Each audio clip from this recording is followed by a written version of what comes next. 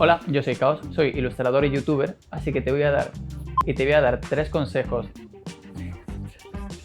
a la hora de enfrentarte a un... Enfrentarte no. Así que te voy a contar desde el principio, ¿verdad? Hola, yo soy Caos, soy ilustrador y youtuber y voy a darte los 3 do's y los 3 don'ts, o sea, las cosas que recomiendo hacer y las que no recomiendo hacer en tu canal de YouTube como artista. Cosas que deberías hacer, según mi opinión.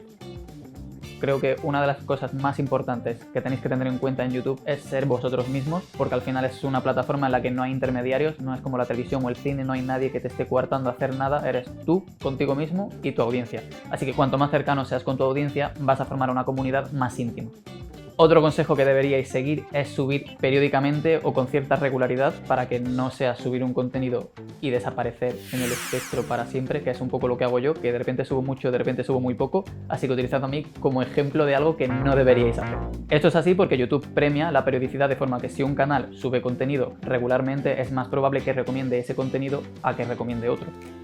Otro consejo es que seáis honestos con lo que estáis haciendo. Es horrible engañar a la gente si subes un vídeo llamando la atención con un título que luego no se va a relacionar con el contenido que estás ofreciendo. Vas a hacer que la gente se sienta engañada y vas a perder credibilidad, que es lo último que quieres en YouTube.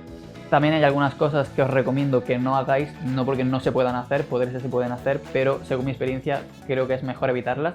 Una de ellas es no copiar literalmente a otros creadores de YouTube. Igual que cuando dibujas no copias dibujos de otra gente, sino que los utilizas como inspiración e influencia, en YouTube es exactamente igual. Puedes inspirarte en gente que te gusta y por qué te gustan y aplicar cosas que hacen ellos en tu contenido, pero no copiarlo. Otro consejo es que no os enrolléis. YouTube es un medio súper inmediato y si no consigues llamar la atención en los primeros 15 segundos del vídeo, la gente no se va a quedar a verlo porque hay muchas opciones y no tenemos tiempo de estar 10 minutos viendo cómo me explicas lo que vas a hacer, cómo lo vas a hacer o con qué objetos. Hazlo directamente. Y mi último consejo, y creo que el más importante, es que no os obsesionéis con las cifras, ni los números, ni los suscriptores, ni la monetización, ni nada. O sea, intentad disfrutar al máximo posible de la experiencia de estar creando contenido en YouTube, porque como te obsesiones de las cifras, te va a pesar emocionalmente, mentalmente y de todas las maneras. Espero que os haya gustado este vídeo y que algunos de los consejos os hayan sido útiles. Si es así, seguid a Doméstica en redes sociales y os invito a que veáis mi curso en Doméstica sobre cómo utilizar YouTube como plataforma para dar a conocer vuestro trabajo y tener un portfolio de la leche.